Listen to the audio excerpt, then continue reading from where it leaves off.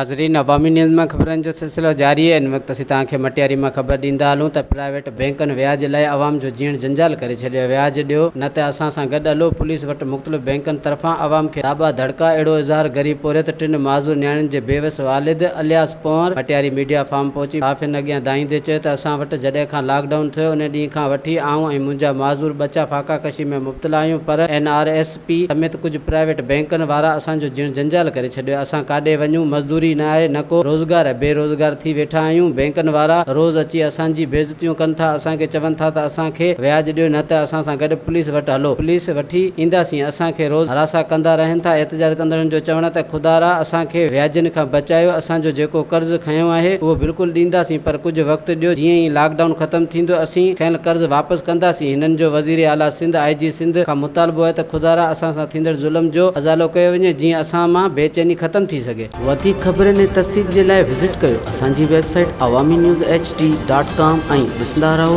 Awami news HD।